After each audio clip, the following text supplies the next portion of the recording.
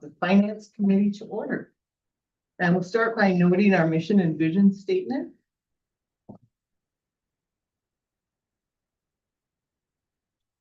And next, I'd like to entertain a motion to approve the agenda. This was the revised agenda that was sent out on Friday. Is that correct, Amanda? Yes. Okay. Is there a motion? So moved. Support. Been moved and supported. Is there any discussion on the agenda? If we add an item to the agenda, Madam Chair, to reappoint the officers of this committee. Yes. Let's see, where would that be an appropriate insertion? New? We'll give them a guess. Yeah. New business? New business? Yeah. Since I've already heard that Myra's gonna be talking quite a long time, should we put it in 4? Yeah, why don't we do it right now? So you're official for the whole meeting. We could. Would you like to do it right now? And when we're in the middle of a motion, maybe we, Could we move that we add it to the agenda as 3A or 3B? yes. Okay. So with adding the appointment of officers? I make a motion that we adopt the amended agenda for today's meeting of the CMH OC Finance Committee. Support. Now that has been moved and supported. Is there any further discussion? All in favor, please indicate by saying aye. Aye. And opposed, same sign. Then we'll move into 3A, the appointment of officers. I'd like to propose a slate of officers for this current fiscal session or fiscal term. That would be Vonnie as our chair and Sylvia as our vice chair. Is that correct?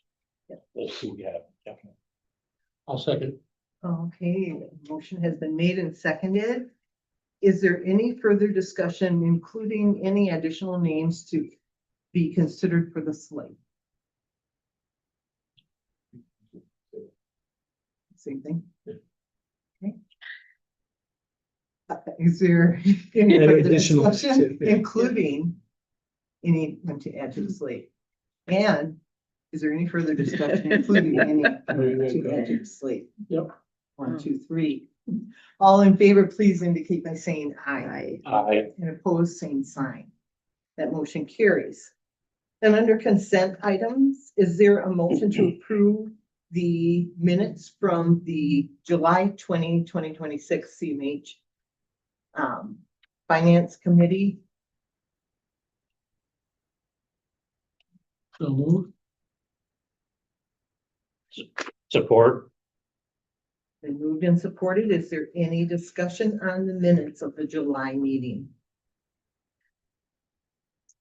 All in favor, please indicate by saying aye.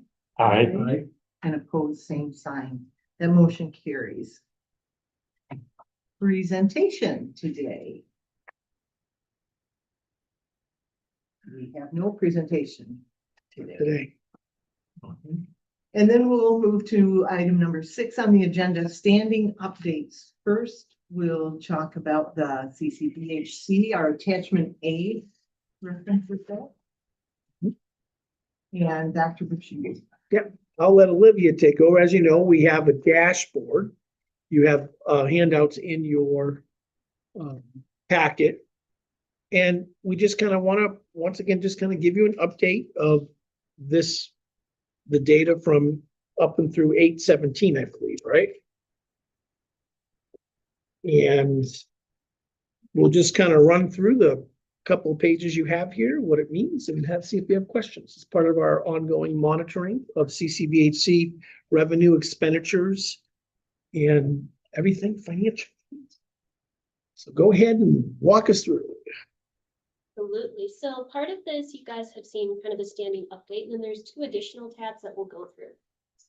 So moving on to the first, I'm going to let it load a minute bigger.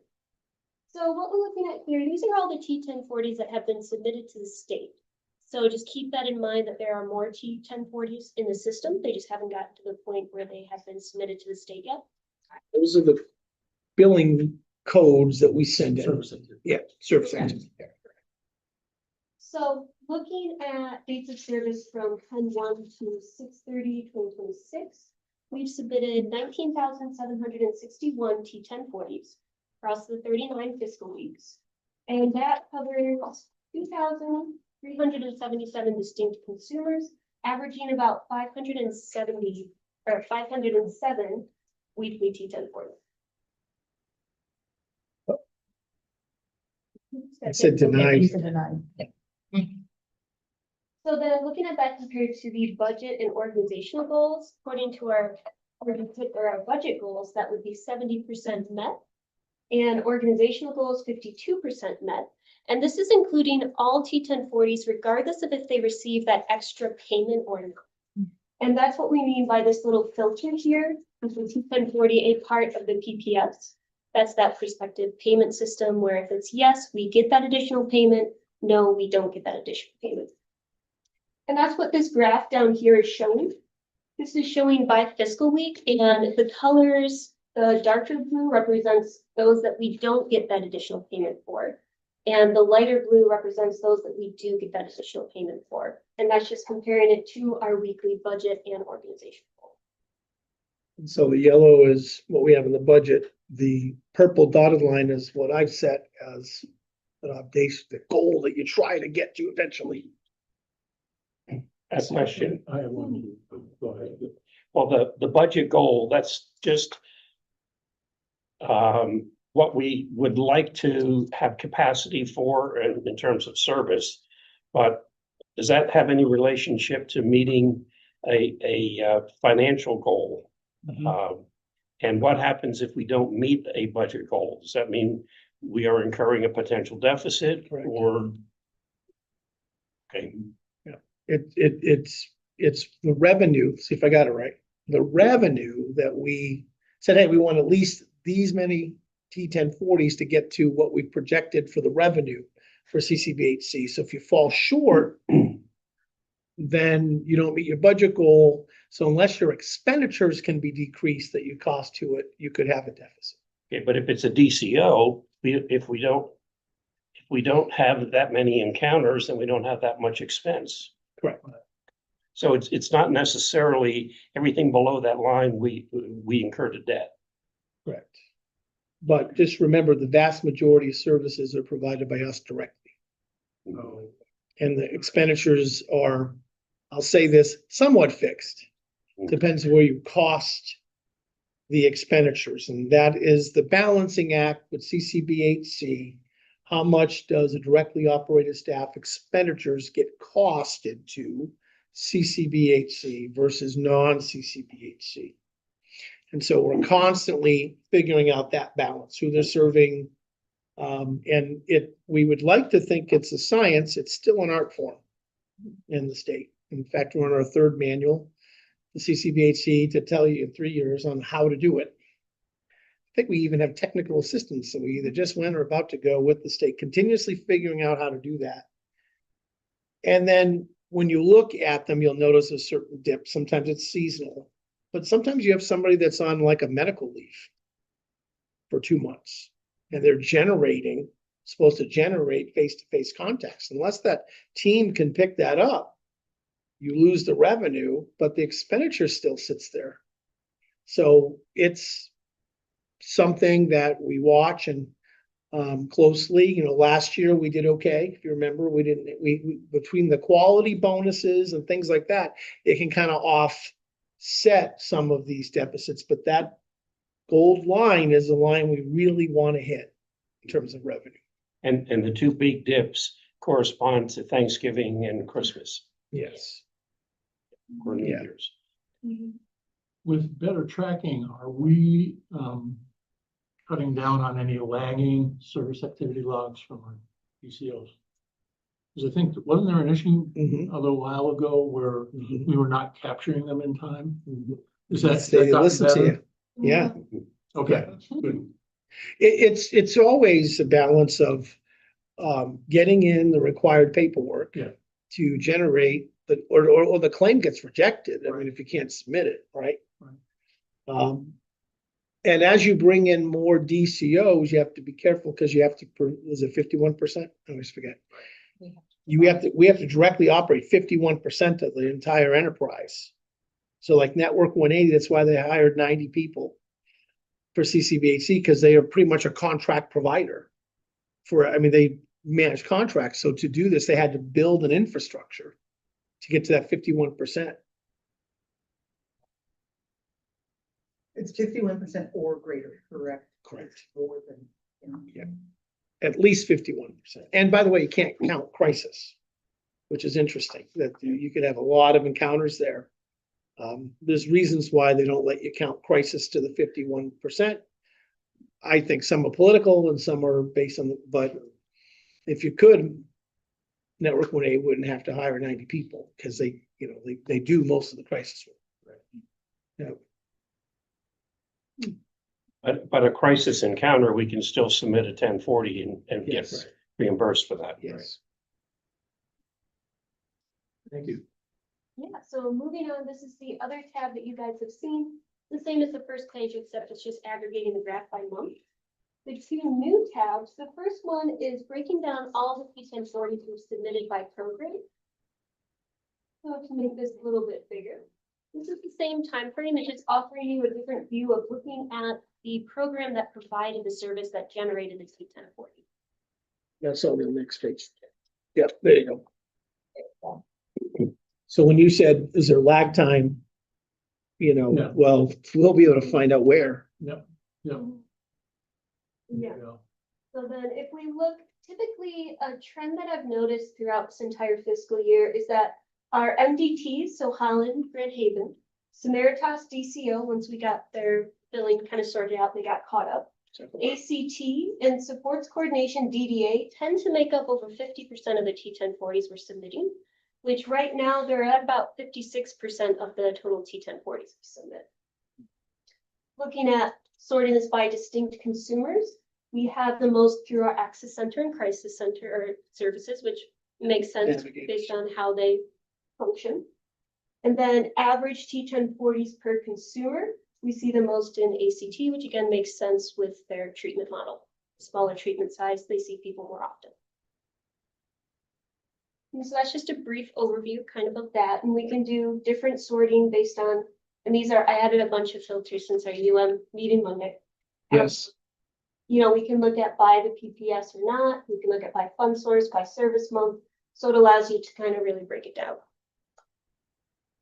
And so these are the tools that we're looking at monthly. Yep. To keep on top of this stuff because it is a delicate ecosystem. And then to facilitate, kind of complement what you guys were talking about earlier with DCOs, this is the DCO tracking page. Which again, we're looking at, we have to produce 51% or more of all of the T1040s that aren't crisis related internally versus 49% or less from our DCOs. And I did include just to, keep an eye on that. We do have these other T1040s, the crisis services ones. I still include it in the page, but these are just the ones that are not included in that count. So right now we are compliant because 88% of non-crisis related T1040s are coming from us internally. And the rest from our two DCOs, which currently we have Samaritas and Preferred. Now, the preceding slide, we showed mobile crisis. We had 5 1040s, 4 distinct consumers. That's for fiscal year 26, and we have we had that crisis program in place the whole year? No, not in the same way. We've had to stand it up. In fact, we Okay. just hired positions. But there's a great expense associated with that and very few people being served by it, These but are we're required to have it. But for a long time, we had positions vacant that we did not fill, that we have filled. So you'll see that pick up dramatically. But we weren't- Will the demand pick up or? We hope so. Yeah. Okay, and Yeah, now that please. we've gotten more staffing in place, so we were doing this with just an on-call model where we had our staff serving on-call after business hours to do the mobile crisis. We've since hired two full-time second shift mobile crisis responders. So we do anticipate we're gonna see an increase with those two full-time dedicated employees doing this. We're also doing a bigger concerted effort to get information out in the community about our mobile crisis response so that people can, they know we're there, so they know who to call. Yeah, we've had pretty much a nice social media blast and Just gonna stuff, say, the I've seen news. that. We have page. new flyers too that we could bring to the board meeting on Friday so that you all have them and can share them with your networks as well. But And presumably these employees, if no one's calling in for crisis services, there's work that they can do as. Correct. Well, it's mobile crisis is one of the reasons why the CCBHC model has not spread completely throughout the entire state. Most of the CMHs north of us, not all, but most of them are not CCBHCs because of the mobile crisis requirement. They're like, we have two sheriffs in the whole county on. How are we going to stand up a mobile crisis? So this is one of the areas that is a requirement for CCBHC that's been a barrier for some, not all, but some CCBHCs to stand up. Because of the fixed expenditures and the vast differences. So, in Allegan County, they do it too, and that's one of the biggest geographic counties in the state. And so how do you stand this up? That's the challenge. So that's just kind of an overview on some of the expansions of the dashboard, so we get to that's all. So what happens is Olivia comes to our meeting and I'll sit there and go, wouldn't it be nice to have? And then the next time I see her, there it is, right? So I have to limit myself, but we can sort this data for tracking. At the reality, the basic function though, that I look, when I look at CCBHC of all the services, are people getting the right amount of service at the right time? And this helps us stay on top of that. I mean, if you're not careful, you could run this like, gee, you better see people all the time. Get in there, it'll bring more revenue in. Well, there's a large percentage of our folks that are non-treatment compliant, or they, like the ACT team, it's not like they want to come in more. So the model has an inherent flaw that it's really a fee-for-service private practice model. Like you get paid when you see somebody, and there's so much indirect time that you have in the service of a client that doesn't get captured with this. And you can put it in your expenditure side, but you can't generate the extra revenue. And so, as you're aware as a board, we're fully at risk financially for CCBHC. There is no internal service fund or shared risk model. So we use the quality bonus and other things like that to help offset it.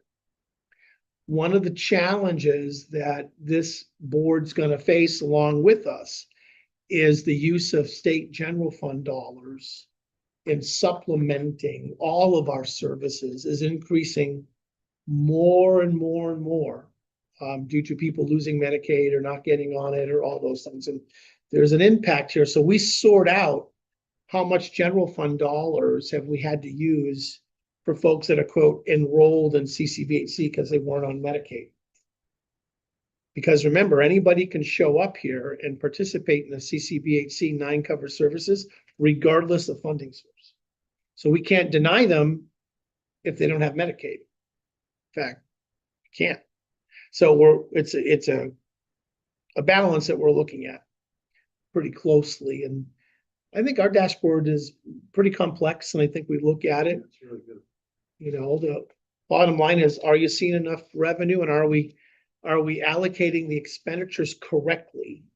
And that's hard to, it's a moving, speaking for our finance staff, I mean, this is a tough ecosystem. It's a very delicate balance. But I think we're managing it as best we can. And as I understand it, for crisis services, the consumer doesn't even have to be a resident of Ottawa County. Could be a tourist who's here on vacation. That's right. And they need services. We have to deliver it. Now, are we guaranteed reimbursement on? If they have people? Medicaid, we are. If they have Medicaid, but if they don't have Medicaid, You're on your we own. have to provide the service through GF. Or private insurance if they have it. We cannot deny somebody a CCBHC service. You could have people that live anywhere in the state, and if they choose to get down here to Ottawa County for any of these services under CCBHC, we shall, not may, shall provide it. Now, if they're on Medicaid, they theoretically move all the money around and all that other stuff. And I'll tell you, it's been working pretty well with the state doing the direct payments to us for CCBHC versus when the PHP had to handle it, because the PHP had to, it wasn't their fault. It was just a different system. But any person can walk in here from anywhere in the state and say, I want a CCBHC service, and we shall provide it. There are no geographical boundaries at all. So that's why we send everybody to Kent County. No, but Bill, if you're listening, I'm only kidding. But the point is, Still have a number for Cornerstone. yeah. The point is, the better you are in terms of being welcoming, having a good service array, having trained folks, the word gets out, and we had this back in the day, Tom, with people moving here for DD services.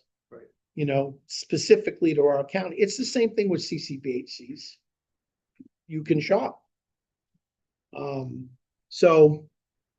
I had one Yeah, clarification. please. Yeah. The state did, in one of the manual updates, did make an update for if somebody's going from one CCBHC to another, they aren't allowed to do that. They have to be referred back to their home. Oh, nice. And that really impacts us because we're contiguous here in this region. So that was, I think, just the last version. So it's fairly new.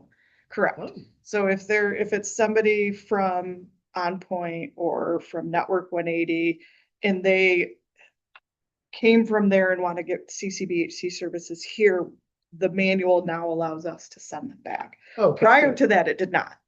So prior to that, it was that exact situation. Oh, but that's good. But if somebody comes in and is in crisis from a different county, then we do provide coverage. But Through CCBHC. well, it is yeah. CCBHC, but we also did that without CCBHC. But that's specific to crisis. Yeah, it's a small. Yeah, It's our GF responsibility. that's a great change for many reasons. Yeah, but some of that still happens, right? Yeah, I know. And the people that don't have coverage for a CCBHC, Right, that we hear about, we're a little insulated right. because we're surrounded by CCBHCs. Yeah. So those who aren't surrounded. Yeah, so I like think are Newaygo is facing other not a issues. CCBHC, so that people can go next door. Yeah. Right. They see it. I think they see a lot more of Yeah. that, which would be challenging. So Muskegon's got a CCBHC, so people in Lake or Mason County could drive to Muskegon to get services and they'd have to provide it. But that's an unfunded mandate. Preach to the choir. There's just another one. I mean, the intentionality and the purpose of CCBHC is definitely admirable. So isn't all of our waiver systems, and so isn't the system. You have to fund it correctly. So I think it's the improvements that I've seen since I've been here, because, when I first got here, I wasn't a big fan. In fact, I was looking around for the CCBHC clinic. Like, where is it? I didn't know that it was really this overarching thing. Now I understand the utility of it and how we're using it. But it can be complicated, but you can see that we're monitoring it in a very specific way. We've got dashboard tools and other tools that we're staying on. We're getting better and better understanding how it's happening and what changes we may need to make to our organization to maximize the utilization of CCBHC. But it takes a while. Olivia, are we using the dashboard to keep track of people who receive more than one service in a day and are only able to be billed for one, so we could pull that up and. Yeah, so I haven't shared it with the UN committee, but I have been working on updates of getting a sense of all the qualified services underneath. So like what you're talking about, if someone comes and has like 3 billable services in a day, we get 1 T1040. I've been working on code to better track that, but there are other ways that we can, even in the system. That's pivotal. That's a pivotal thing for us to understand. For 6 decades, the public mental health system has said, come to us. See your doctor, your case manager, your therapist, all on the same day. CCBHC says you can do that. You only get paid once. And then what do you do with the expenditures for the rest of the day? How do you allocate those? Because I'm hoping that with the data that we and maybe other CCBHCs present, the state might be able to sometime relook at that, because that is serving the consumer in the best way we can. Right. So if we have the data, that would help. Thank you. That'll come out in the fourth night. They're working on it. Version 6.8, Uh-huh. the never mind version. Thank you, Olivia. Is there any other discussion or questions for Olivia on that? I'd just like to say it's very helpful to see this on a month-to-month basis. So It is. your arms around it. It's really helpful. And then Dr. Brashears and Yeah. Myra on authority transition update. Now, I will be providing for the full board a comprehensive authority update. We're focusing on today, showing you some things that we are going to be recommending.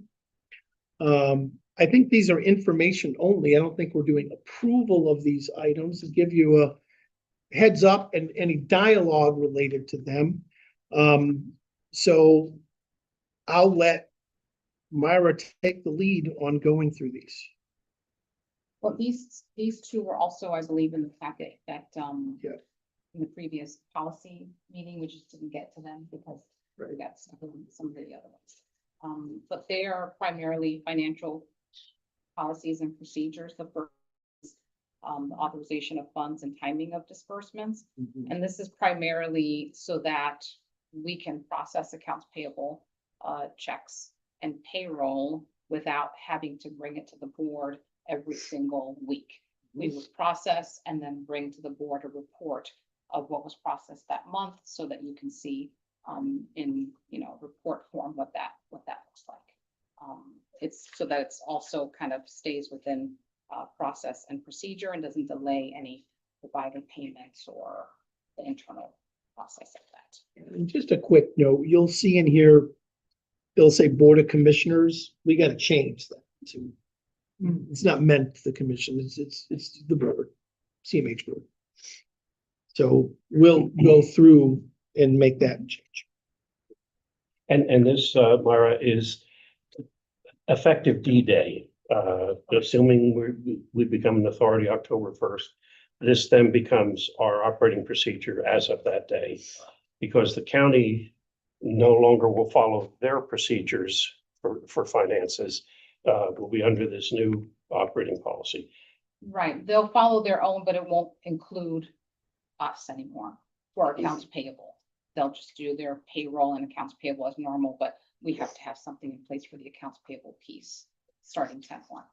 So after that point, the county commissioners and the board chair of the county commissioners would not be involved in signing off on any of this. Correct. That'll be all Correct. handled internally.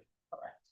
And then payroll, assuming you approve the payroll, they will issue the payroll payments.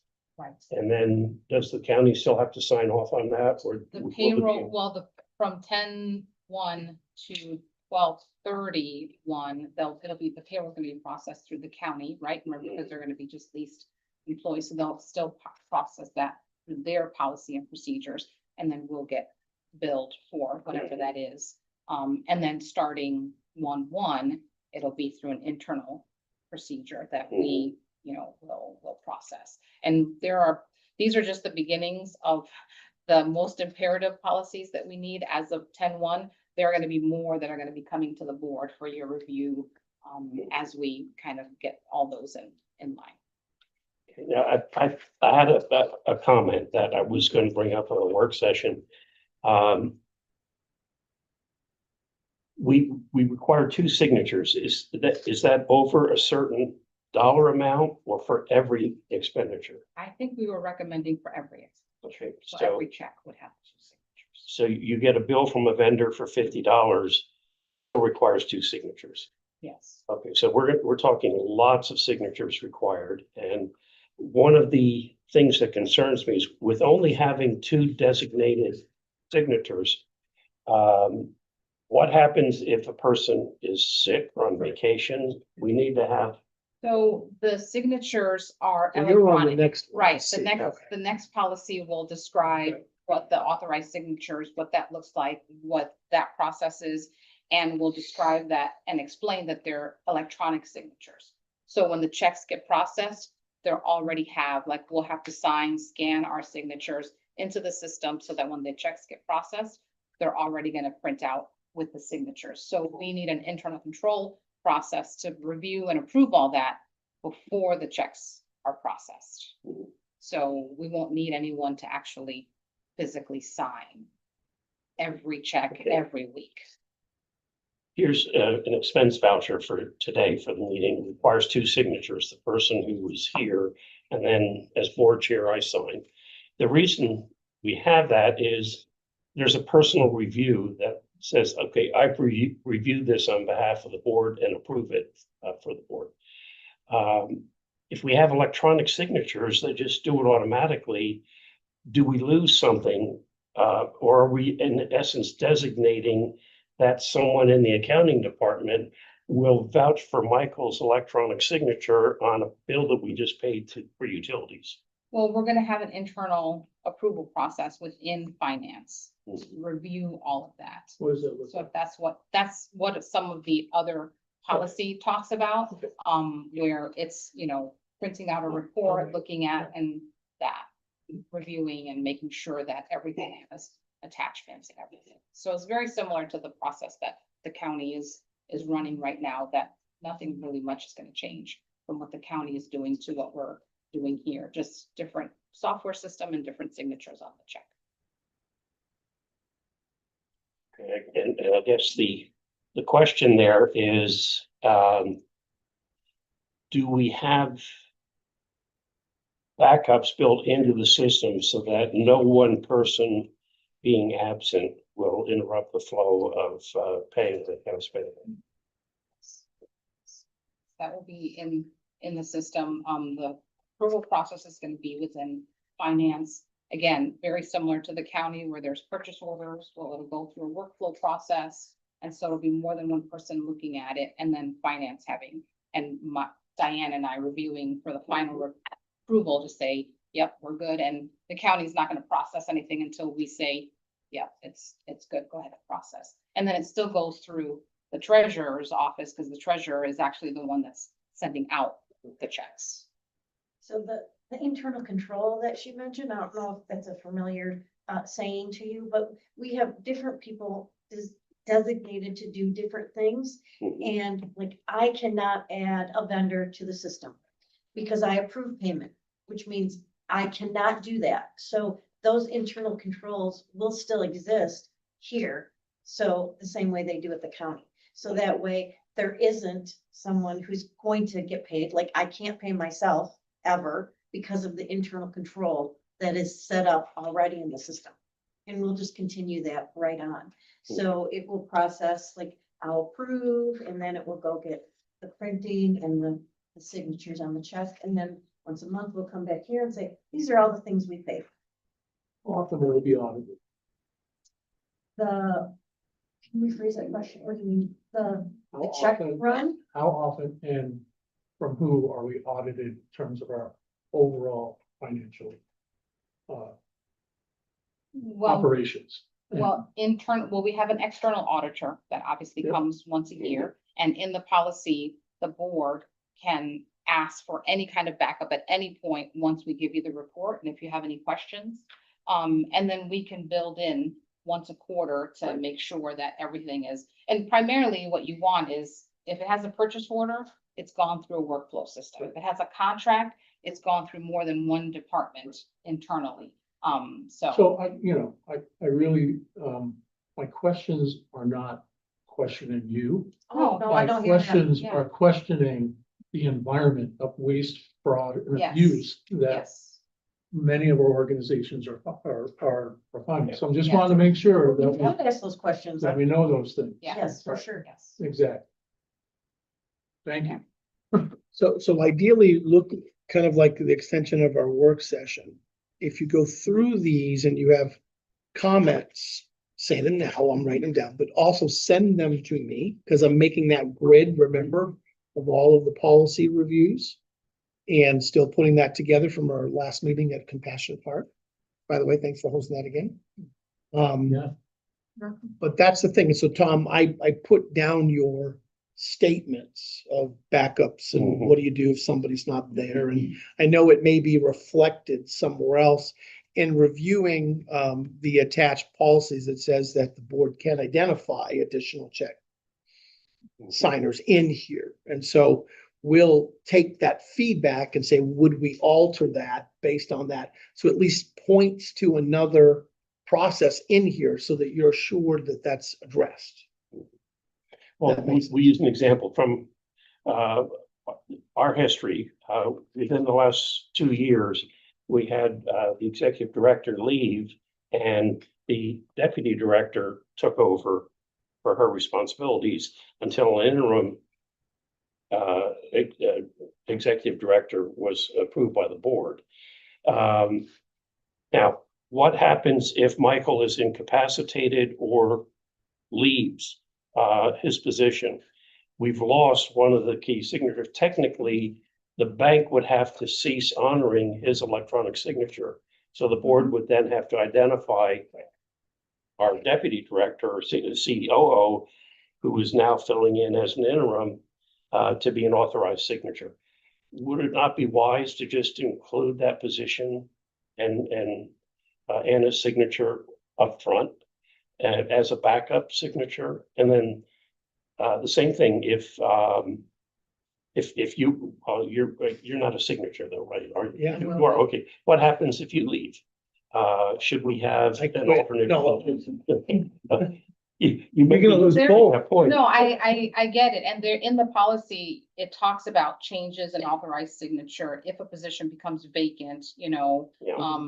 one of the signatures is revoked, and the process of how you go through that with the bank and everything. So in this policy, it talks about that. Now, the turnaround time of that, I'm not, sure what that looks like, but Yeah. I'm imagining that it's something, especially now and how we have our software set up with Munis, where before, if we needed a change in the signature, we'd have to contact Munis and we'd have to pay for a rush to change a signature. Now they've changed the process where that is like, I don't know, within a couple days, we can go in and request and change, the signature. The bank, I'm sure, will act, as speedily as well. But if there's something else that you want added in here, then we can talk through that as well, because it does address that in the Well, process. there is latency involved in that process. The bank is going to want a new resolution. To do that, we have to have a new board meeting called to designate a replacement signature. That's going to take time. And my concern there would be, what happens if we can't pay bills for 2 Yeah. weeks? Yeah. So, right, so under, I mean, if that's a concern, a valid concern, under the, I think it's the second policy, the authorized signatures for checks and disbursements, that third section, policy A, right now it only says the CEO and the CFO. So if you're, I guess, proposing to add anyone else, it would be in that section. Yeah. In there. Okay. We could do that, maybe not necessarily go through the process, but if it's in the policy and if something happens, then we don't have to go through the whole process. We would just switch out Yep. the name, if that's what you're Yeah. suggesting. What does the county do? Are there two people authorized or? Yes. There are Yes. 2 in the county. Mhm. Thinking historically, has that created problems in time lapse and processing the financials? It hasn't for the most part, because the treasurer is, the signer and the clerk, which are elected offices, and so we know when and if they change, and so we would have that timing. So it's a little different here because our positions that, well, except for the CEO is appointed, but the other positions are not elected positions. But again, I feel like systems have improved, that we can do that a lot better, but there will be a timing issue. And I see your point as far as the getting the board together and everything. So we can certainly add that in the policy and have it as a backup. I mean, that's if you all agree with that. I would recommend to the board that we have alternates for each of those 2 signatures. Do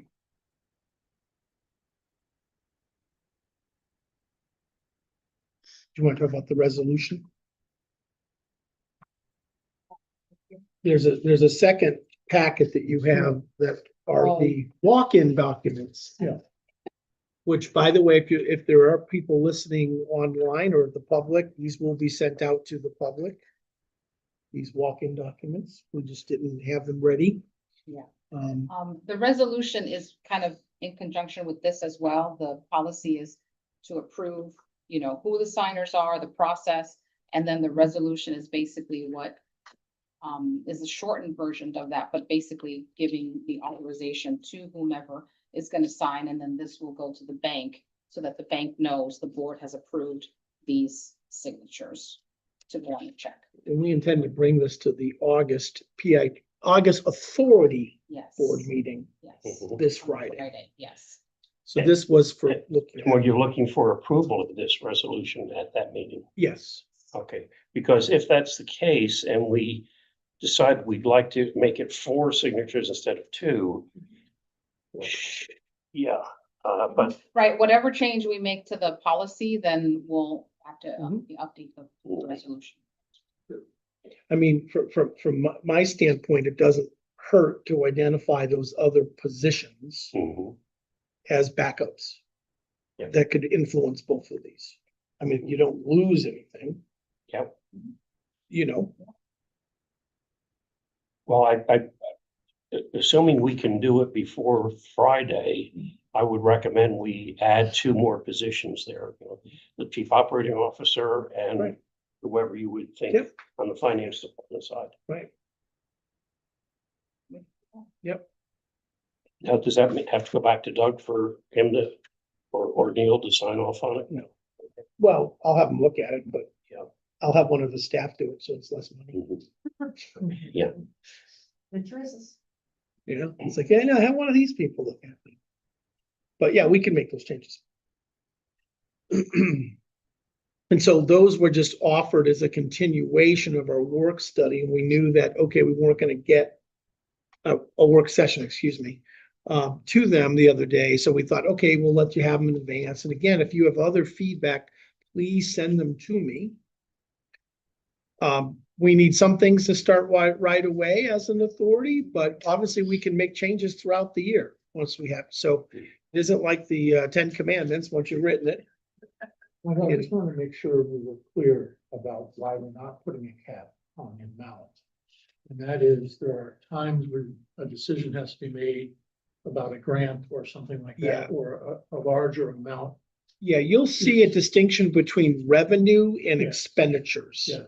What I was suggesting at the work session is that you, according to legal counsel, that there isn't a cap or I have the ability to sign revenue contracts and bring them to you, so we don't miss out. But expenditures, you'll have a cap on what I'm Okay. authorized to do without Yeah. approval. Then we'll recommend those limits. But on the revenue side, I just didn't want a grant to pop up or something, Yeah. or I gotta sign the state contract and we can't get it Right. approved right away. And I think it was Anna that said at her work session, like, hey, we can always tell the grant, never mind. But let's not prevent them from thinking, yeah, let's give you money. Yeah. But we'll add that stuff. I just want to be clear. Mhm.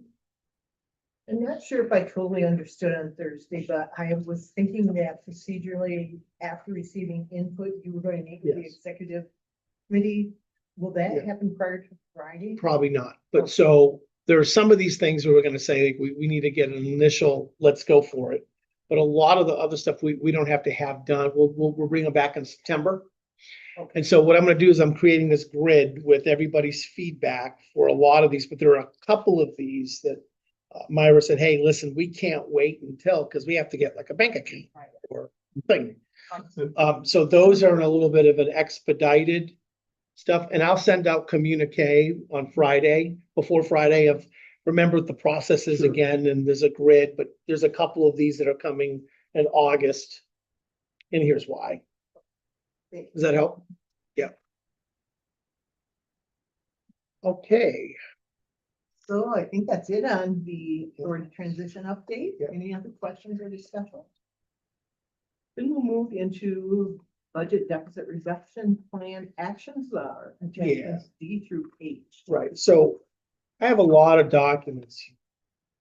I'm gonna go through them in a general way, and I'll tell you why I'm doing it first. And then there was a walk-in document as well related to the CLS study that I want to talk to you about. My point here is to bring to the finance committee and then to the full board's attention activity that's been taking in terms of analysis, and what we're thinking are related to the major variables associated with our current Medicaid deficit and what we're projecting for 2027, kind of the all related. So when you look at the sequence of documents here, the first one in your packet was entitled, let me just get to the right document here.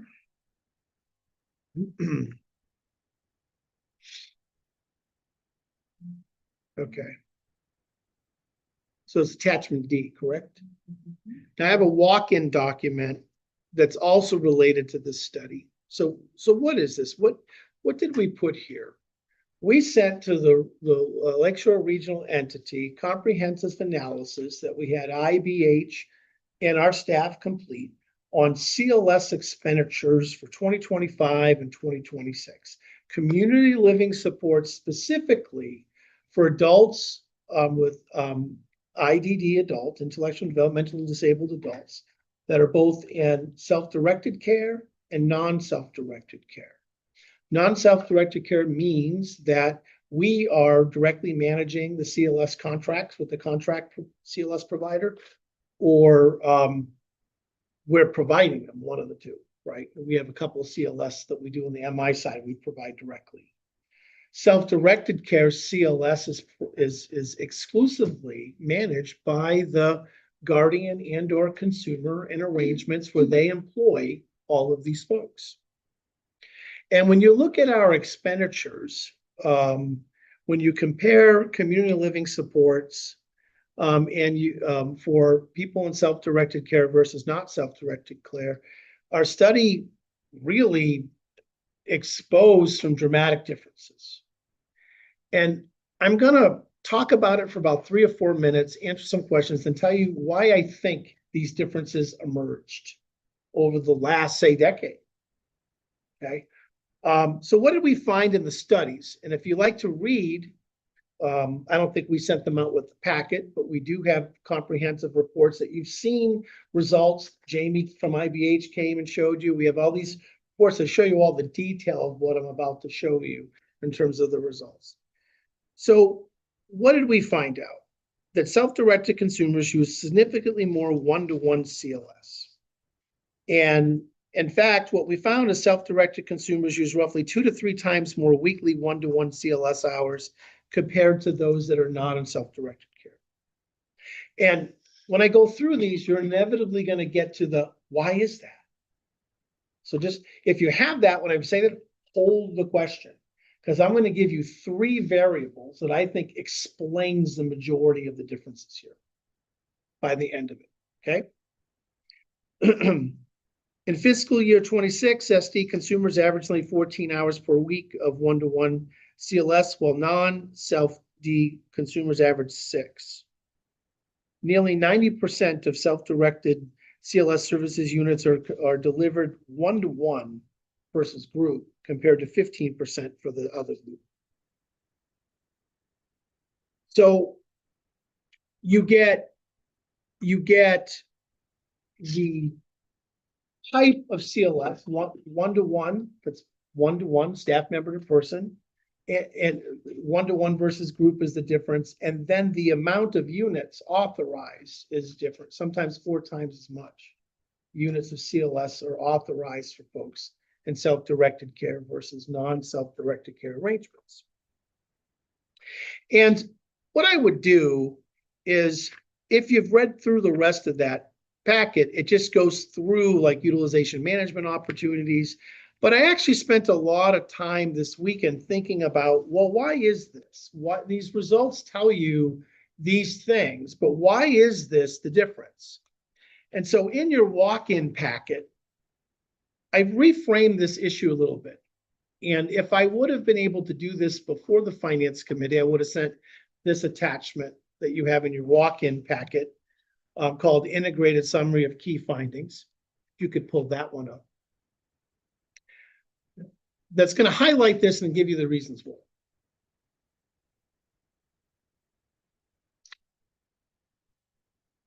So as I already said, self-directed consumers use significantly more services. Self-directed consumers rely primarily on one-to-one as a method. Okay, and as a result, the expenditures are significantly higher when you compare the two groups. So Dr. Bashir's, why is that? This is my analysis of the data that I think will historically explain this. Closure of our directly operated skill building and CLS programs that happened almost a decade ago has had a significant impact on the availability of group CLS or skill building programs. We used to run it all. It was right in B building. We used to have can do, which is the other variable here, which provided occupational and work activities and skill building in this county. And we all know the history. And when we lost or switched philosophies, by the way, the state was suggesting we had to. It wasn't a volitional choice of this board, okay? When we did that, it set into motion the variables that would make one-to-one CLS, your own CLS, some of the only options you can get, primarily through the self-directed care arrangements. So and I almost call them hypothesis 1, hypothesis 2, but then I'm like, okay, these are variables, right?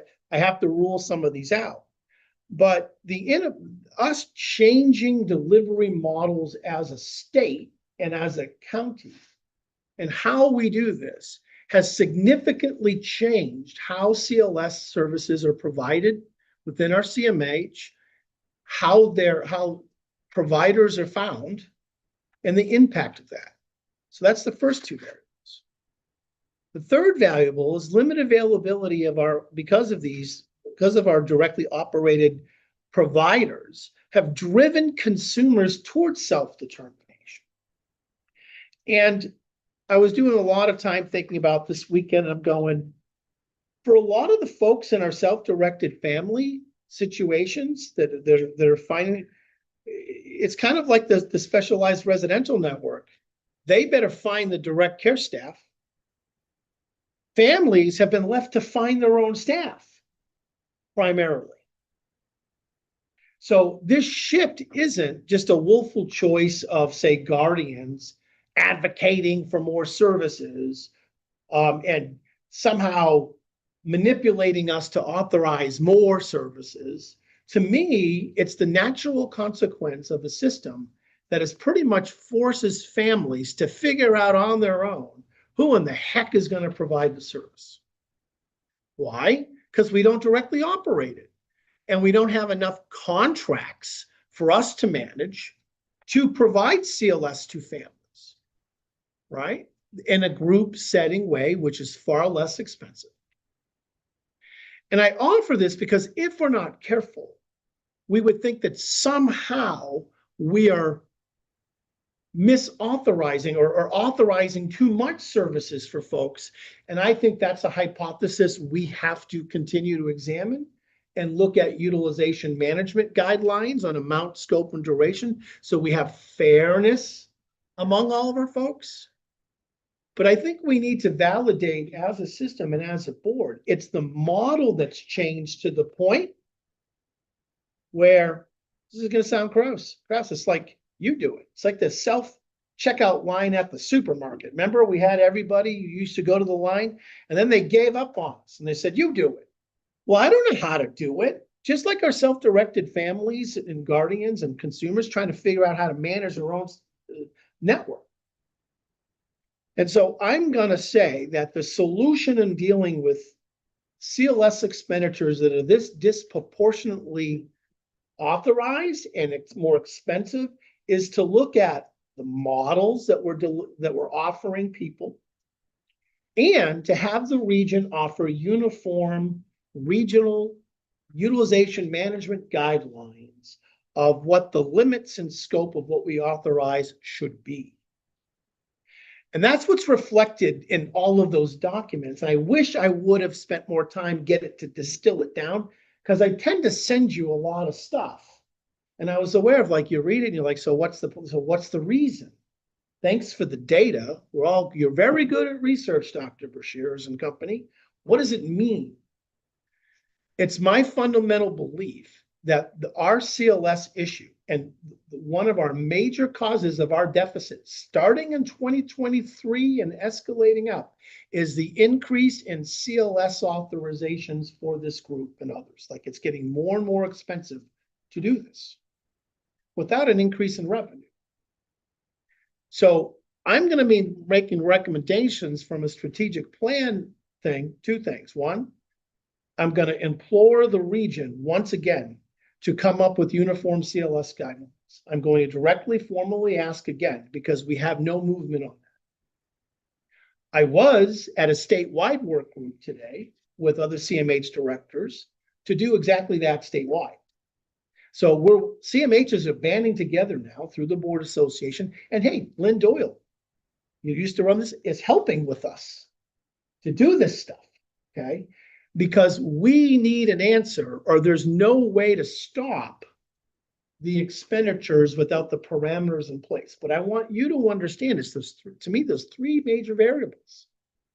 We are pushing, like if Beth was here in a report, she'd say, yeah, I got to figure out who my CLS worker is going to be. I got to find them, employ them, pay them, manage them, because we don't do it anymore, primarily.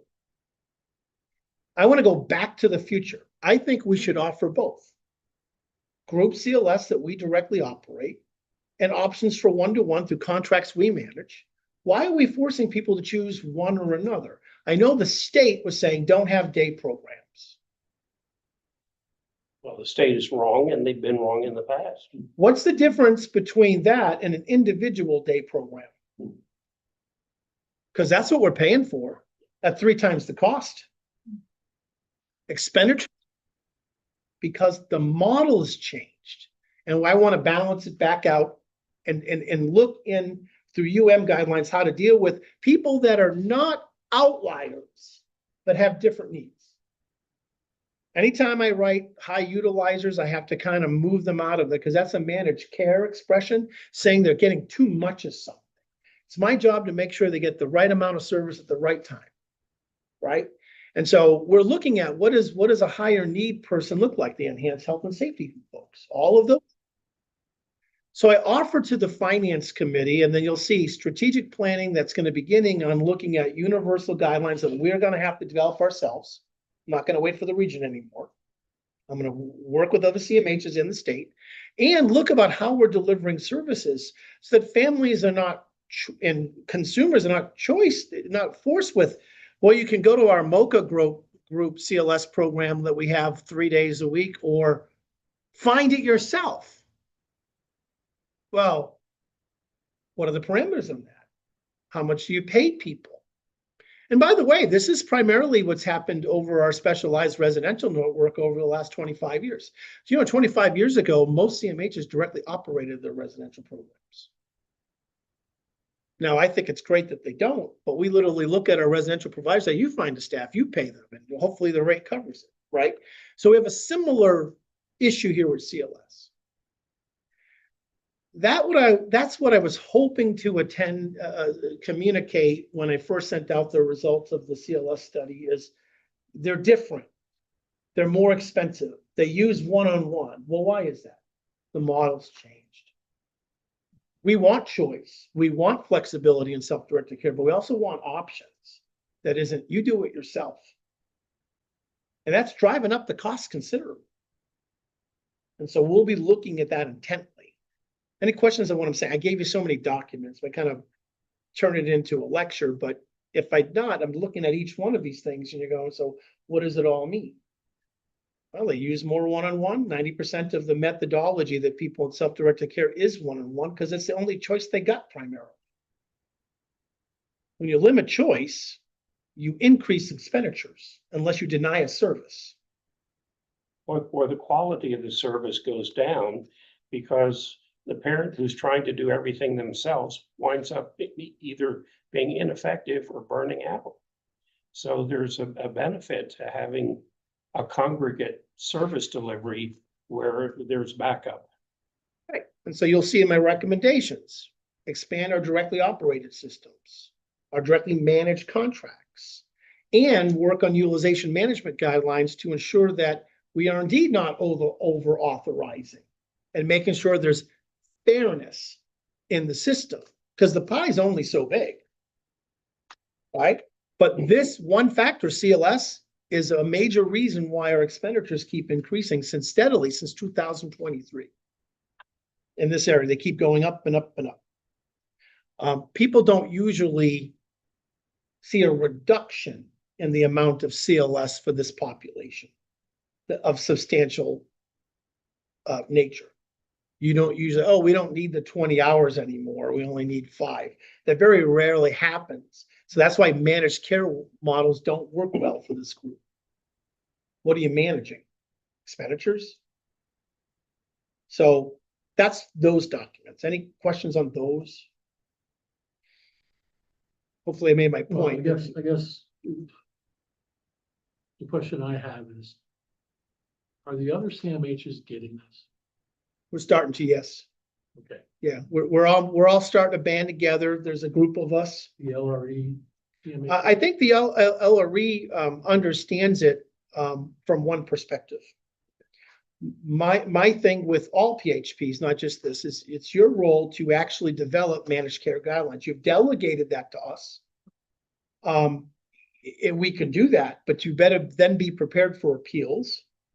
You better then be prepared for us making a decision. And why not doing it for high expenditure issues, CLS, Ottawa County disproportionately has more of these situations than other CMHs in our region. It's a historic problem or awesomeness or opportunity that we have to treat folks with different need sets in this. Some CMHs in the state have like 5 people. We have 22 people that cost us $6.2 million. That's, they're getting it. I'm not, put this way, I'm not John the Baptist in the wilderness of this. But I think we need to be honest about what's going on here. And the fix is not to say effective immediately, everybody gets half of what they've had. Well, that's how you solve a budget deficit with no revenue, with no advocacy. But that is one of the only levels you can pull ultimately if there's no way to solve a deficit and no one will do this work. So we have to do these functions to try everything we can, or you end up with draconian, which leads to appeals. And people say, boy, you said last week it was medically necessary. Now you're saying it's not. How do you? That's what keeps me up at night.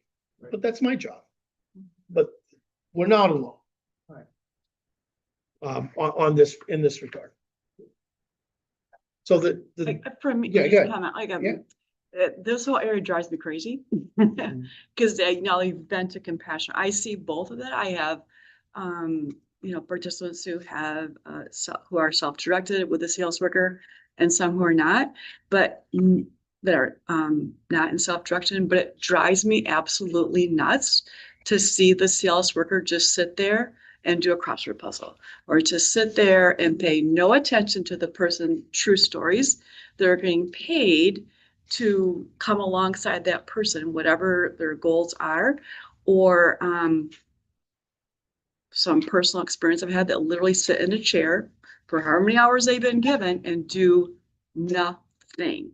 It drives me nuts. So when I hear this, like, that's why we don't have any money, because we're paying people. So are we supervising these Yeah, people so- because they need to be a little bit more supervised or instructed or so something? That point is a great point to flush this out a little bit. One of the questions is, what is our obligation to provide CLS for purely observational reasons? If that staff member is not actually engaged in a particular skill being built or one of the CLS functions, I am challenging what is our obligation to have one-on-one CLS for the just in case something happens Right. to somebody. Right. And that's kind of what I, And that's the one area that we are looking into and getting support on. What are your obligations under that for that? So that we don't have folks that have one-on-one or even group supervision, one-on-one CLS supervision for just in case they might elope, or just in case they might need somebody there. Not, and you'd want to have a history of that to prove that. And I have that. If they're participating in, say, a group CLS program, are they bringing their one-on-one CLS worker with them, right? We got some safeguards on that. But I'm very concerned that we don't even pay our residential providers enough, right? And so now we're gonna like have individual residential plans. Like we just follow the person everywhere. So, and I've argued, is that community integration? Mhm. What is that? And so we are looking at health and safety and observation being different than some aspects of CLS to address that. Because or is our job just to drive them to Myers? I mean, yeah, well, you know, there if you're doing life skills like kitchen skills, we're gonna go to the store and here's our grocery list. That's one thing, but if we're just driving around town to waste your 2 hours of time, right. not doing those Yes, goals, what is it? what is And it? who develops the goals and objectives? And what's our, And who does the accountability? yeah, That's what I'm saying. If you're just driving for a ride around, but not teaching how to do I correct agree with you. cooking. It's a slippery slope, though. that's right. Yeah, I know. Should be in their PCP, right? Yes. Yeah. So what drives the whole thing are goals and objectives, and then medical necessity criteria that's linked to them in the actual, like, what's the point of the CLS? The problem is, if you're not careful, it can be so broad that you end up funding everything. Right. And so that's what we needed to first do, a foundational look of how many units are people getting? What are the differences among groups, right? Which we've completed that. What does it tend to lead? Well, there's structural issues, but there are internal issues that we talked about today with the CMHs about who controls the goals and objectives. Do we have a say in it? Like, you want to be an astronaut? That's the goal? What does that mean? How do we accomplish that? Right? And what goals are we obligated to accomplish?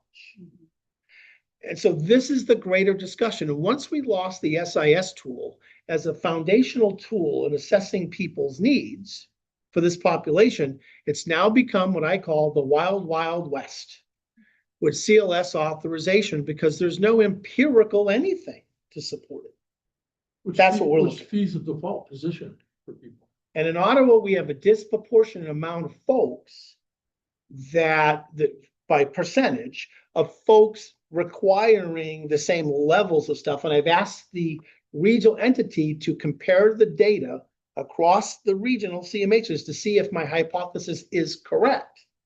Right. And so they're gathering that information and, you know, looking at that as well. But it is one of the major 4 drivers of our deficits: CLS.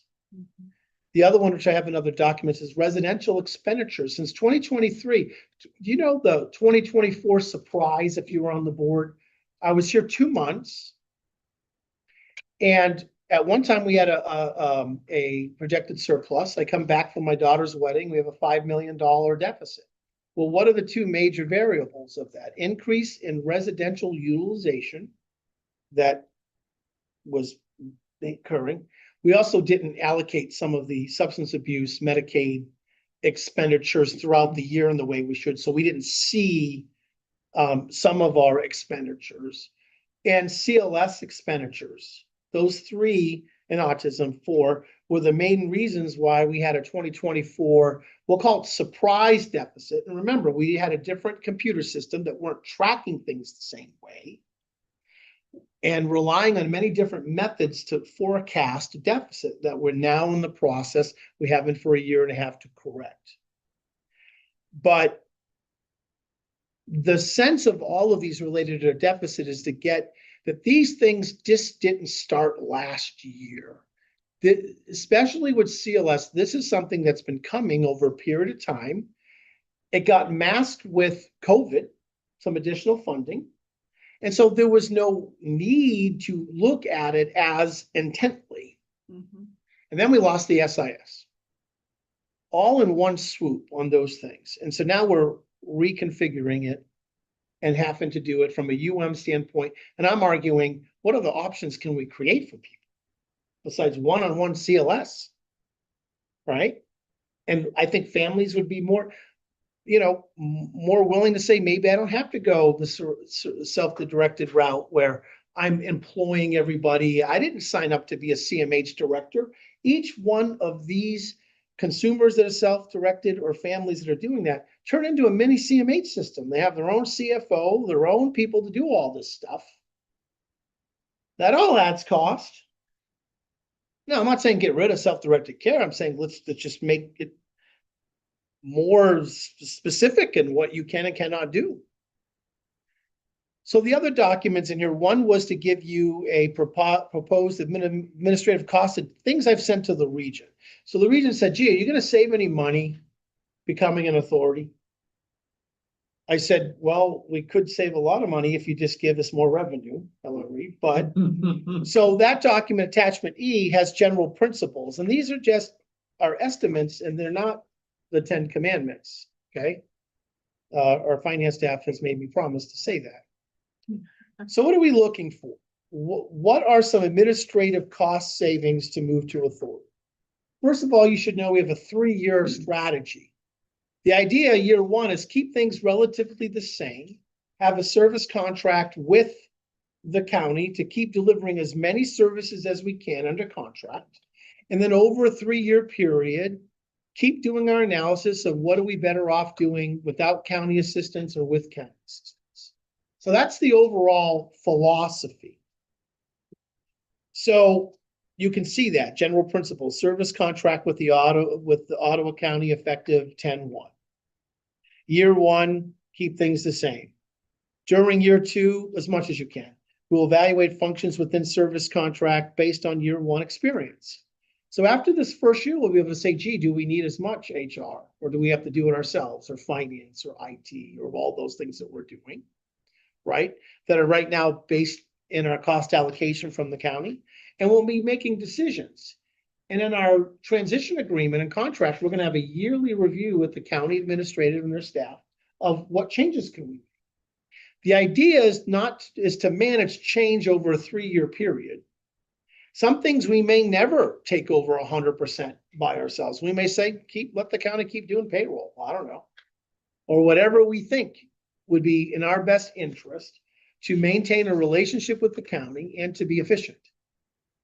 So this was a way for me to say to you all and to the region, there aren't a lot of out of the box, right off the bat, oh, we're going to save a lot of money, except for a couple of areas. One is in the budgeted expenditures for managing our vacancies. We'll make decision on which positions that we want to fill or not, keeping in mind that if you don't fill certain positions, you might hurt the CCVHC position thing. So you keep that in mind. So, these numbers change every time Nick shows me them. I keep putting the wrong numbers, but and 2026, it's actually 1.8 million. That we have held off vacant positions for things we control of expenditures of $1.8 million. Right? And so in 2027, we already know in our budget, we're gonna cut 1 million of those, at least 1 million, maybe a little bit under, just depend, of those permanently. And remove them from the books. Okay? We also know that there's a difference in the retirement cost, and in fiscal year 27, it's 1.2 million, then 1.6, 1.6. This is related to bond initiatives that we no longer have to pay on. The county is, we're gonna be able to not have those expenditures associated with retirement, and that's a real savings. And they're roughly these numbers. Right? And so transitioning from authority triggers a significant cost benefit, will absorb the retirement bond payments. I'm oversimplifying it, but that's what it really in essence is. This support aligns strongly with the county's commitment to do no harm. That's their kind of way of giving back to us and some other ways on here. So when you look at it all together, it has the potential over 3 years to be around $5.54 million in reductions or budgeted expenses that are looked at differently. Do we think that will be the only savings? No, that's just what we're thinking as of now. Taking a wait and see attitude. We've never been an authority. So we're gonna give ourselves a year to figure out, like, okay, like I haven't hired an HR director. We had slated to do that. Anna said, what would I have them do right now? I'm like, you're right. You know, so let's just wait to see how that works on the contract with the county, what we absolutely need and don't need from them. Was the county having a try to get through that? They're about to hire one. Okay. Yeah, unless they hire one, I haven't heard of it. No, the last update I heard is that they were reviewing applicants, and scheduling interviews. So it's important for this finance committee and the public to know things that are in my control, our control. We're trying to limit our own expenditures. Remember, we had labor negotiated contracts that we had to deal with COLAs. Things that we had to do, we're doing. But this gives you a general sense initially what we're thinking out of the gate with some administrative cost savings and going to an authority status. But, you know, this is always a hard question, and it's not within my realm to manage it. It's within your realm to manage it. With these vacancies and with these freezes, to what extent is our staff being overextended in terms of caseload, things like that? I mean, these are the things that I think They all have an impact. yeah, these are kind of the things, and that when I talk about staff relations and stuff like that, knowing as a former clinician, when I reach a certain point, I get diminishing returns. Yep. And things like compassion fatigue start to set in, things like that. That's your job, not my job to manage, but I think it's worthwhile to look at. well, it's a valid thing because, you know, first of all, you don't want to eliminate positions that could generate revenue. You know, especially if it's, so we've been filling positions, haven't frozen them all 100% for sure, but it's strategic. All of our directly operated staff and employees at CMH, they're all hurting. Right? This does have an impact on them, no doubt. Just like we're not able to give the rate increases up to where I think we need our provider network to be fully. We're all doing our part, but it's essential that we show that. There are other CMHs in the state that haven't made any changes to their directly operated system and cut their providers alone. We are doing what we can to share all of this amongst all of us, partners and not. But does it have an impact on our directly care staff? You bet. And we look at that impact in filling positions when they come up as much as we can. And I fill a lot more than I don't fill. I know you got a good team around you. No, but I'll tell you, it's attention. It's hard. But when you have a deficit, what do? You try to manage it in a balanced way. So what that document was showing you is, I'm kind of showing you what I've been sending to the region and making sure they're understanding these things. And they asked that question and I'm like, okay, this is how we were answering it. And we'll keep monitoring efficiencies and savings because this new world of an authority, there's a lot of unknowns until you have to do it yourself in the current environment. Last time someone became an authority was over a decade ago. All of the conditions to do this have changed. Even the contracts have changed. So it's not like I can call up Allegan and say, when you did it, what did you find? Well, actually, then we had a different Medicaid contract. So now I would have, so it's different. So the other documents, because I know we have a lot left on the agenda. One of them, I just want to highlight some of them, is that we did an internal study on residential services projected utilization. That's attachment F. It says IDD adult future residential projection. So what happened was the supports coordination team, IDD adult team, Leah and company, they all did an evaluation of their caseloads and they looked at folks that they believed might be in need of residential services. Now we serve over 600 folks, right? So when you look at this, this wasn't like a community scan, or we didn't reach out to any providers. That's like next phase, okay? To figure out what's the community need for this, we said, gee, since 2023, since I've been looking at the data, we've had 15 to 20 residential placements a year. We've only been budgeting for 10 of those, sometimes less per year in our budget, which is one of the major drives of our multi-million-dollar deficit is residential services utilization. 2023 to 2024, we kind of hit 2024 was worth it. We had 22 placements in 2024. We didn't budget for 2024. We budgeted for like 10. And they're like 100,000 plus more each. So you can clearly get there. So I wanted to know, what do we think is that just from who we're currently serving, what's going to happen? So what did we find?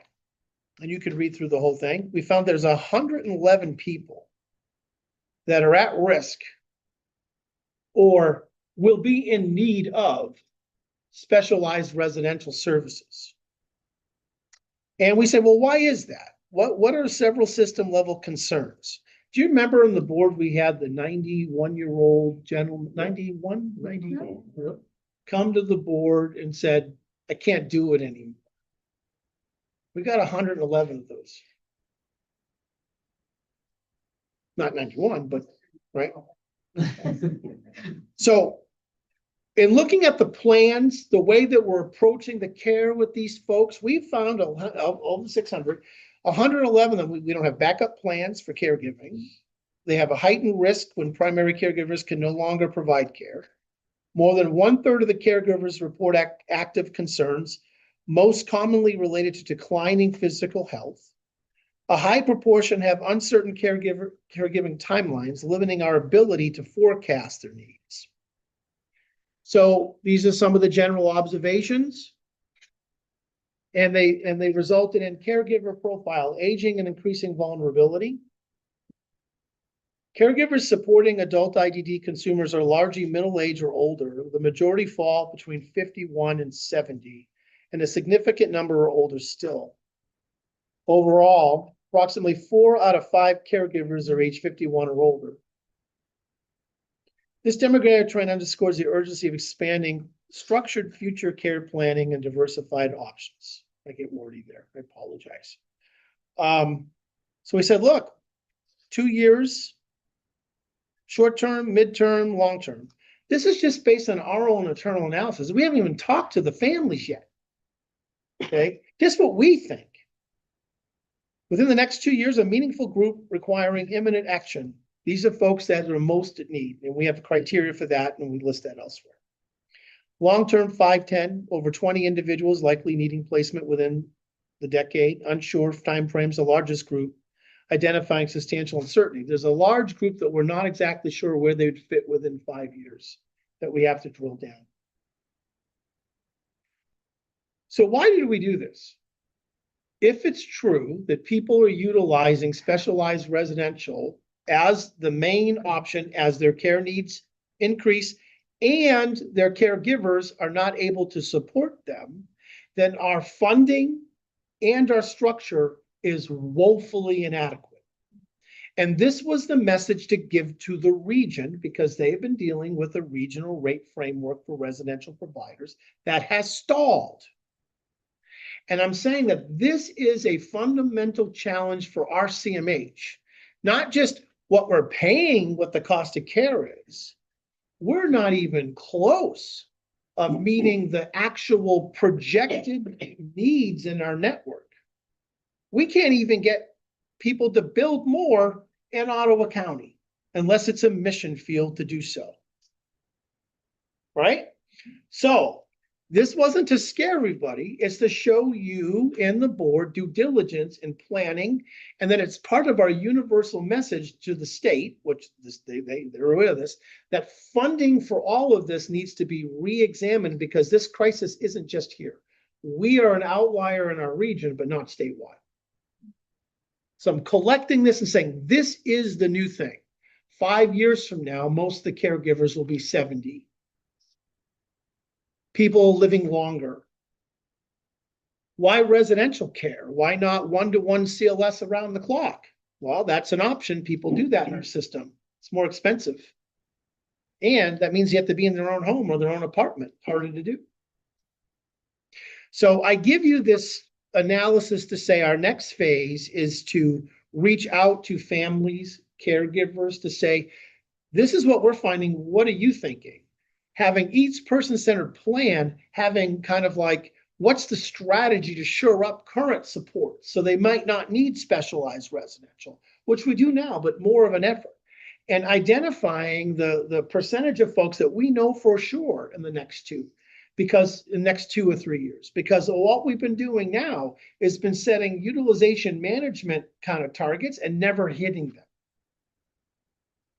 We budget for 10. I think last year, what did we do? 20%, Nick, across the board? We far exceeded that. When you have rate increases that we've had, they're not done. They're not even to where we need them. But emergency rate increases, stabilizing the best we can, and utilization. It's 3.5 million in the last 2 years to our deficit.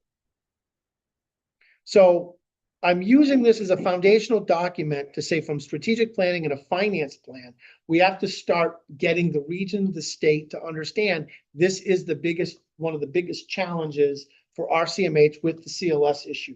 And it's focused primarily on one population, ID adult consumers.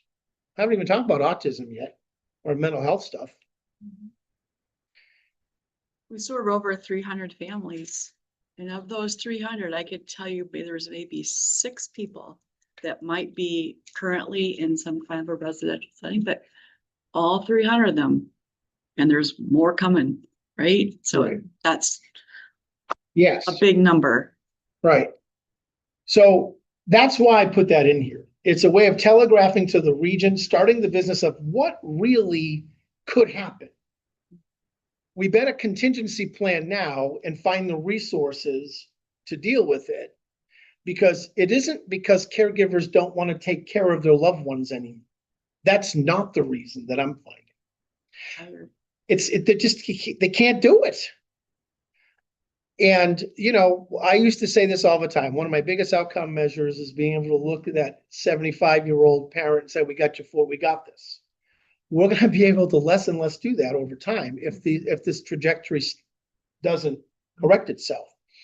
And so this is the challenge from our budget standpoint, because attachment G will show you the 4 or 5 areas that are driving our deficit: residential, adult inpatient psychiatric, autism, self-directed care, and some of the staffing and administrative costs have increased, but we're offsetting that. That's what that other document was, is to put it all together. What I'm telling you, where I'm focusing on, is how to get the revenue increased and the guidelines increased to manage those 2 big issues, residential, CLS, as being our biggest drivers of our deficit. 2024 at the end ended up with close to about a $5 million deficit. Those were permanent deficits. They weren't one-time funding deficits. These were permanent level of care changes that would not go away the next year. So anything 25, 26, we built upon it. And what did I do to increase the deficit? I did residential increases up to 10% for a lot of our residential provider network so they wouldn't collapse, right? That added money to our deficit for sure. And it didn't even meet, in some cases, the true cost of care that's still needed, right? We did that. We did a new rate framework for all new folks coming in, so that the problem with the rates don't continue, but that added money to our deficit. And I've gone as far as I can go on that front without the region and the state addressing this issue. Because it's projected that the region will not have an internal service fund next fiscal year that deals with this. And so my ability to keep moving in the way that I've been trying to move, ever so slowly, right, but quick in terms of a deficit, has to change a little bit because there's not a physical way to pay it once you get past the ISF. And so this is the major issue of our existence right now that has to be addressed 30 days, 45 days with the region and the state. And we have a lot of movement to do that, but that's where we're at. And that's all these documents were a way of saying, here's what I've been communicating to the region. Here are the core issues. And now we've gone a long way, but not where we need to go to solve the issue. And we need assistance with revenue. We don't even know our revenue for next year yet. In fact, the state keeps pushing the meeting with the regional entity further and further out, projecting revenue for next year. That starts in a month and a half. I don't know if we're going to get a revenue increase, which would be great. We can tackle some of these things together, or flat, or I don't think we'd get less unless our Medicaid lives plummet. But we don't even know. We can't even project the revenue side at the moment, unless you guys have figured out some way to do it. What we're budgeting, you'll see in the budget plan, is just to keep the same revenue we have this year. So in a moment, when we go over the 2027 budget, that's the assumption. We don't know. So in conclusion, all of those documents was to get you to attachment G and understanding the current financial pressures that we have. That isn't exclusively IDD adult, but it is the primary driver of our deficit. And of course, the EHS, Enhanced Health and Safety Study, that's being looked at the state and other areas. This is a major thing for us. And we'll keep pushing on. And then that last attachment H was to kind of say what happened in 2023 to 2026, because this issue started for residential services before 2025, right? So we have the overall trends that are there, and it has dollar amounts in there. But we did do up to an annual 10% rate increase, substantial utilization growth. We broke it down for populations. And my point is, those people don't get discharged unless they pass away or move away. They're permanent increases. You can't use a managed care model for permanent increases because it suggests that they could step down. Step down is move away or die. The only difference is if somebody needs one-on-one care and they don't need one-on-one care. And we monitor that very closely. That's her job, right? In residential. But other than that, it's because all other methodologies have been tried and you need this level of care, which, by the way, it's a very valuable level of care with a lot of dignity and respect. It's not like, oh, we shouldn't have people in specialized residential, but we're not funded for it at this rate in Ottawa. I'll take questions on that. What do we call that? The filibuster? I think I'm giving you the right sense of the totality of it and what we're trying to do. Yeah, I guess from the LRE's point of view, the fact that we haven't seen much movement is concerning to me, and hopefully this week we'll see some more movement. The LRE has a challenge getting all CMHs to agree. Yeah, I understand. And we're working hard with them, and you are correct. But I will say that advocacy at the state level by the LRE and others is needed now more than what we have done. And we talked about that last week as a group. It has to happen. Providers are sending letters to the LRE. You know, this is an issue statewide. So we should be able to keep progressing on this, but you know, so that's that. That encompasses like 5 agenda items. Well, I mean, the nice thing, anything nice about it. The important thing is that we have a language that we can use. We have some ideas about why this is happening, instead of us just going and asking for more money. That's right. That's one of my documents says this isn't just asking for more money. Right, right. This is like saying, this is a real issue out here, folks.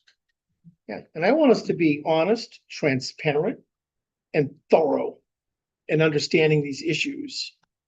Instead of saying stuff like, well, you know, we just have to stay within the budget. Well, what does that mean?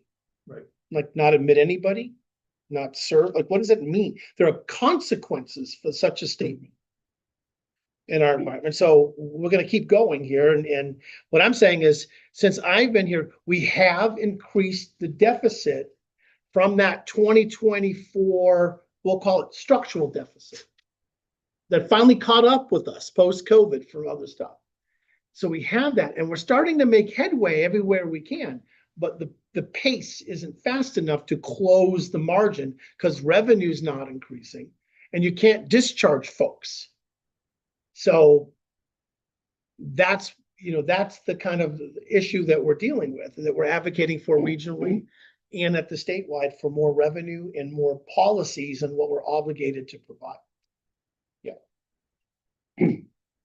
This is an admirable undertaking. You know, it's data that's critical for us to understand future needs of the organization. And it points to 2 things. There's a financial need for additional funds to provide services that are anticipated to occur. But there's also a structural deficit that needs to be addressed. And that's another whole separate problem. How do you go about providing for another 50 residential settings in specialized residential? That's a quantum leap. What happens if we don't have that? Well, are we going to move our people to other providers in other counties, assuming they have capacity? So now we have an undesirable outcome. We have to tell parents living in Ottawa County, well, the only place we can find is in Ionia, or in Jackson, or in Kalamazoo. What parent wants to be that separated from their child? So there's that problem lurking. For years, I have been advocating that as an agency, we need to do market analysis for long-term growth in the system. This doesn't address what's happening coming up through the school system or coming through the ISD, where consumers who maybe aren't even entering our system yet. And what happens, the old, if you build it, they will come. I know of individuals who have moved to Ottawa County because we have some resources more than they have in wherever they live. One of them is in Ann Arbor. They couldn't find an appropriate setting for their child. So the parents sold their home, moved to Ottawa County to enroll their child in one of our programs. Or moved here from a different state because we go to age 26. I met a lot of those people. So we have that unknown demand. You know, we're obligated to serve them if they come. So I think this is an important step in advising the LRE of our immediate needs and some future needs and also the state, but the state needs to be doing dynamic forecasting for future needs, and I'm pretty sure they're not. Do they put parents of individual with disability on their committees? Because They gather input. But remember, the state's been trying to privatize the system now for 4 straight years, so they're not looking at this. yeah, They think a managed care model, and I'm speaking broadly, not every individual in the state. They think managed care is the way to solve this issue. How do you manage care this? It's a different ball game. And that's a separate issue, really. It is, yeah. It's, they're two separate problems. And you're right, going to the managed care model is not gonna give you a 20% increase in how far the dollars go. Right. I'll tell you one thing, we will prevail. I don't know how, but we're gonna. One way or another, because something's gotta give. Really. I mean, really, something has to give. I mean, how do I increase residential capacity when I can't even pay them what they need to be paid? So it's like, well, okay, you have to, it's all related. All of these issues from a system for the last at least 10 years has, on the IDD side, has transformed to something that's not sustainable unless the state really wants to look at it. And so it's getting everybody to understand that together. The providers will tell you that, families will tell you that. Smaller CMHs that don't have, or different CMHs that don't have the same issue, they're not necessarily advocating for these changes, so they stop messing with our budgets. I get that all the time. Brashida, stop poking the bear. We're fine over here. We've managed it well. Well, you got 3 people in this situation. It's a little bit different. But anyways, Keep poking. I will. I'll keep Yeah. doing what we do. I'm just being cognizant that, I spent, we only have like, Yeah, I get it. sorry. the big thing. Yeah, it is. It's Thank you, important. Michael, for the documents and for a summary of something that we wish could be a step-by-step. Here's what we're gonna, here's how we're going to work through it, but because of the complexity and everything you described, I think your involvement, where you have been involved is essential. All right, so we'll move on to old business. And which we don't have any. And then new business, Myra's gonna talk us through the budget calendar update. So I just wanted to mention fiscal year 2027 budget calendar, I believe, was brought to the finance committee and the board back in May. And the original calendar had us holding a public hearing on August 28th, which would be Friday.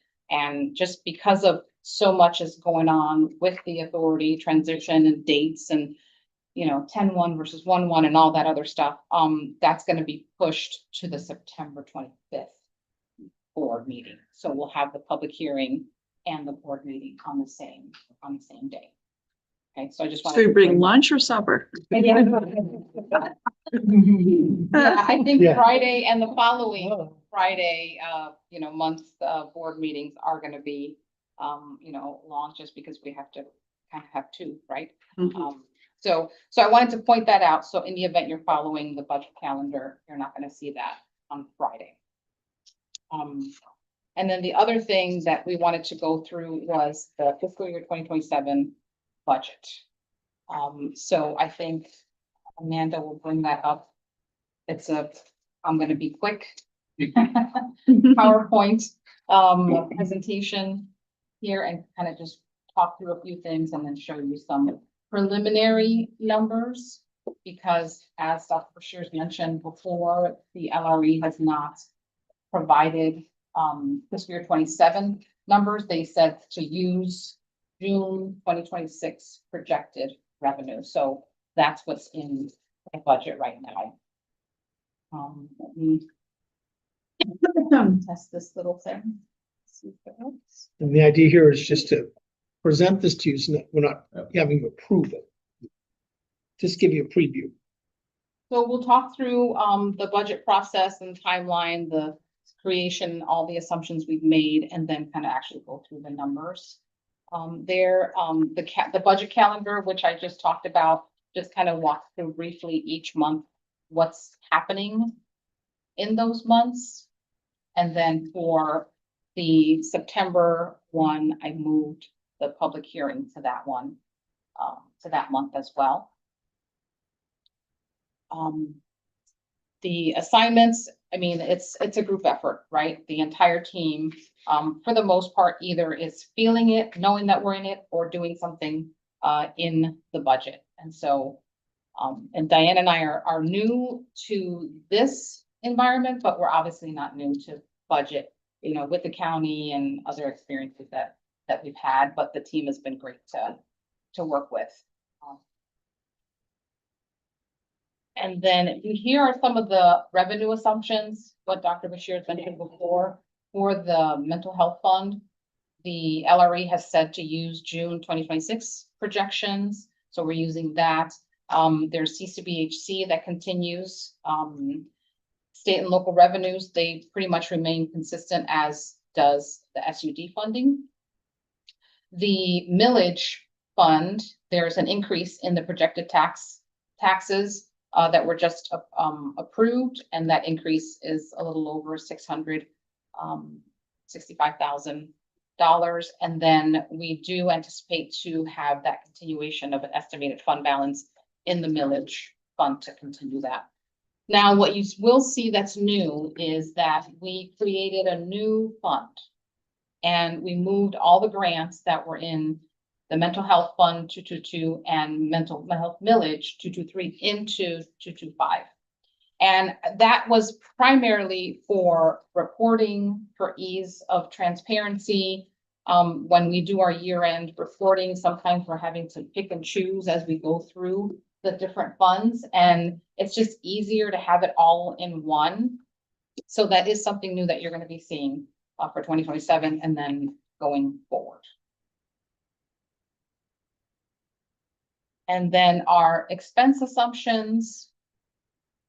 So operating expenses for the mental health were based on fiscal year 26, what's happening now, annualized, but then again, matched to the LRE expenses. So they're not really what we're actually might be spending. It's because we're only going to get so much revenue that we have to, you know, match the revenue for now. Then kind of back to what Dr. Bashir has been communicating, the trend of increasing CLS and special residential and autism. This year for 2027, we have only requested or wanting to add one new position, primarily out of necessity. And then there is a % increase for cost of living, and then the health insurance increase is projected at 3%. The county allocation increases were slight this year compared to what they have been in previous years. Their expenses have been kind of tapering off after kind of the whole COVID and everything. And again, that plan is 2 years back, so it's kind of hard to, you know, see those numbers as current because they are paying for 2 years back, but they have leveled off to a certain extent. Mental health millage, there has been a reduction in the one-time payments to providers. And what we've done also in conversation with the millage and just kind of splitting off the grants and even with mental health fund is we've been trying to make sure that we allocate expenses appropriately. And payroll is one that we've determined there is some administration that is being done for the mental health millage, you know, and even some for grants, and that all that expense for payroll has been in the mental health fund 222. And so we've gone through and identified for leadership primarily, you know, I think we did like 10% of our salaries because we are doing things in the mental health millage, but nothing is being charged there. It's all being charged to 222 mental health fund. And then the grants fund, it's just existing grants that we had in previous years. And then this is the proposed, I want to say draft budget because we don't have a, you know, revenue number for the mental health millage. Really not a whole lot of change because it's based on what we're doing in 2026. The biggest change you'll see in the intergovernmental revenue line is the grants that used to be in this fund that we pulled out and are now in the 225 fund. We were separating all that out because before they were all kind of combined millage and grants, and so which is which, and so we went separate them all out. Yeah, and there were a few grants in mental health fund as well, and so we pulled those out. And then also you'll see a big decrease in the salaries and benefits. That was primarily also grants, but also the budgeted positions that were actually eliminated. That's $7 million or less than that. And then you'll see the biggest increase is in the contract services compared to previous years. And there's that almost $5 million deficit that we've had the last 2 years because our services are still being provided.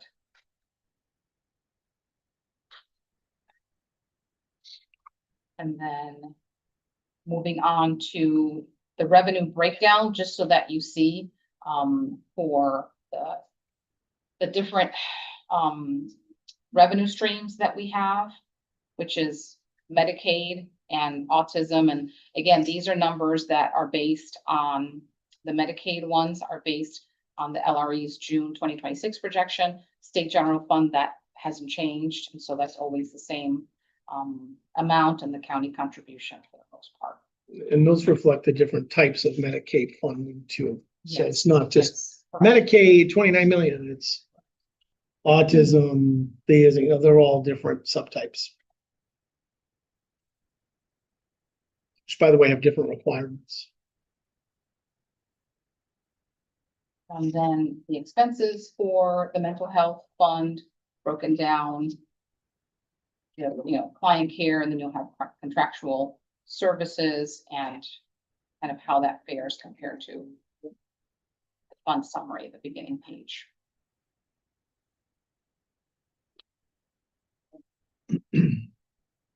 Then moving on to the mental health millage.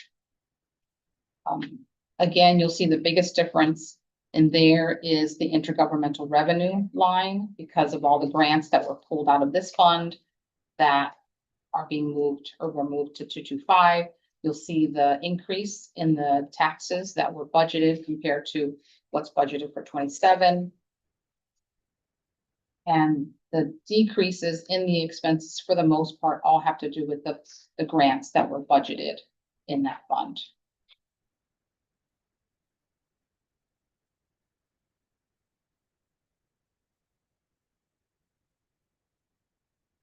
And then the expense breakdown is contractual services, and you have your salaries there. And then I added another slide that kind of talks about what contractual services are funded.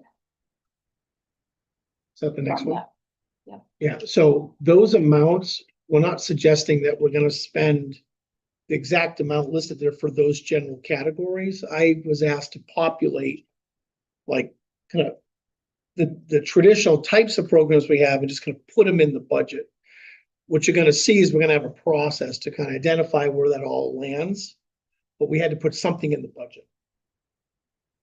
So, you know, when people read that, they go, you're gonna spend 700,000 on social rec? Maybe. Right? But in that category, historically, we've actually spent more than that. I had to put stuff into the budget, but it's not a way of pointing specifically to exact funding caps. We had to put something in the budget. And it's a projection. Yeah. That's basically all of these numbers are, but since we're getting so close to 10-1, we need something in there. Right. Get it approved. Then the new funds, there's not any history, obviously, because it's a new fund, but these are all the grants that were in the mental health fund 222 and the millage 223 fund that we've moved now into this new fund. So it's going to be a lot cleaner tracking. Yeah. To have this one, you know, Yeah. fund. And just- you notice that revenue and expenditures are exact. Exactly, right. Whatever We get wish in- every funding source was like this.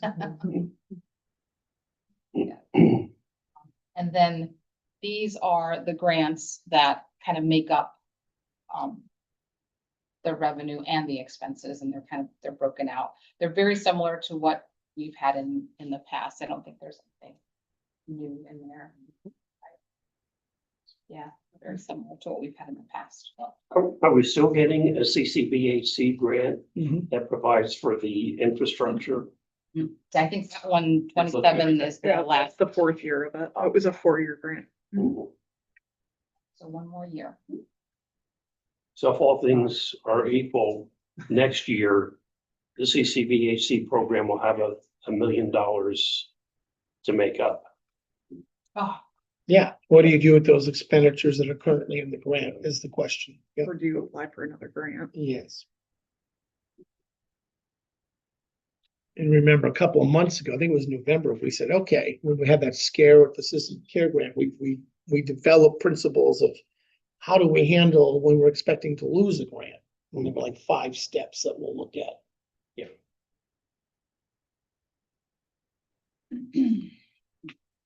that is the gist of it. Any question? I know I went through that quickly, but you have it in front of you too, so. Just really quickly on, the assumptions on expenses. You mentioned addition of 1.0 position that was medical. Nurse practitioner. Will is the board certified behavior analyst position already filled? That would be in this fiscal year? Yes, because that was added in 26. So Okay. technically it's not a new Okay. position for 27. That's Perfect. why. Yeah. Is that Hannah, The nurse the practitioner. nurse practitioner? I forget. We haven't hired for that No. position yet, so Okay. that's yeah. She replaced Lindsay. Anna's been And- there for a while. Yeah. She's just filling in. This is a different one, I believe. Yeah, that's a brand new position. But it's helping us offset locum tenant costs. Yeah, it's replacing a contract. So this, Offset yeah, this would be what? more prescriber. We're going to nurse. offset some of the costs we have for locum tenens or Oh, contract gotcha. people. Thank you for that summary. Anyone have any other questions for? Thank you. This is very helpful, very complete. And then, we would like to talk a little bit about the mental health millage Yeah. fund. Ready. So in your handout, you have a strategy that I intend to review with the full board. So I just wanted to give this committee a first glance at what I'm recommending for the millage. And in essence, what I'm recommending is as follows, and I'll present it at the full board. I think the full board, I'm gonna actually have a motion that they agree with this strategy or not, right? Because I think the millage, have the full board weigh in on it. So in the document that we have there, we're gonna pull up, it suggests a couple of things. Good news, the millage was passed. Well, we couldn't do anything until August 4th, right? So what do? Instantly? So the one thing I'm gonna be recommending is extending all of our millage programs that we currently have until January 1st. And then set up a process of a needs assessment, evaluation of continued millage use for the next couple of months, an RFP to set up all millage contracts for 2-year terms after that. Because remember, last year we had a 1-year kind of funding and all that. So what I want to do is, in those steps outlined, is to say, all right, for those that are willing to keep going, there are some programs that might say, gee, I don't want to keep going until January. You know, some of our one-time folks that might decide not to do that. We'll talk to them all, hold meetings, but extend everybody until January. That also aligns when the new money starts coming into tax dollars and all that stuff, kind of aligns that stuff, millage.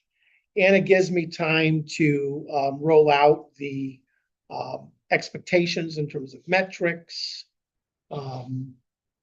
outcome measures, all of those changes that we want to make and have built up before millage programs are launched again.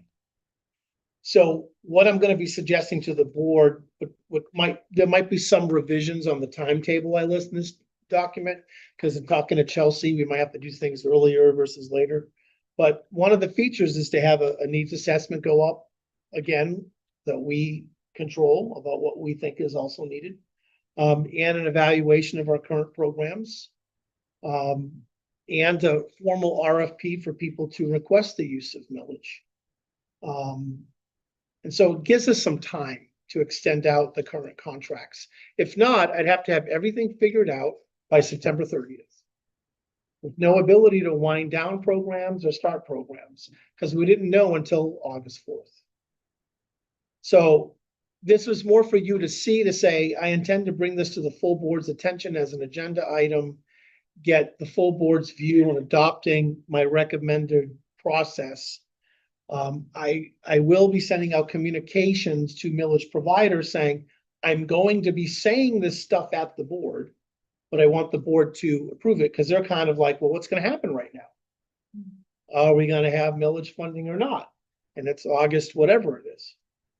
So that's what that document was for, to give you a preview of what I'm recommending for millage for 2027 through 2029, a process. On the agenda, you have a suggested motion for, Yeah, I guess you could do that. That would be great. has everyone had adequate time to read this as it came to us, and based on that and what Dr. Bashir shared, is there anyone who would like to make that motion?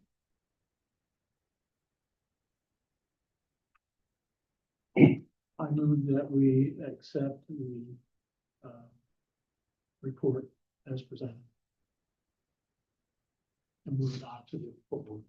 Yeah, and I actually put the authority board because it's for services starting. Yeah. It's been seconded. I did, go ahead. Oh, did you? I did, but I Oh, can. so that was a question. You said accepted.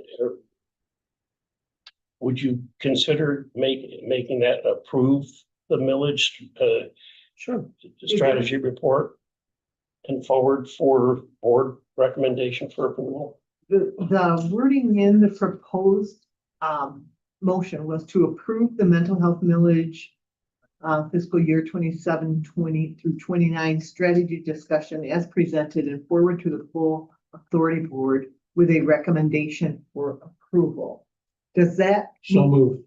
Does that mean what you're saying, Tom? Yeah. Okay. And you're still, And I support. still support. Okay. There's a difference between accepting and approving. Totally, yeah, sure. Any further discussion on? All in favor, please indicate by saying aye. Aye. And opposed, same sign. That motion carried. And now we'll move on to the August 2026 new service contracts, two of them that were in the walk-in Yes. packet today. And I had mentioned at the board work session why we removed all the other ones and only did two. The long and the short of it is we got legal counsel to suggest that we need to change some contract language and some other things to make it appropriate for the authority to approve them and for providers to kind of be able to understand what's going on with that. And so that's why some of those renewals this month were pulled.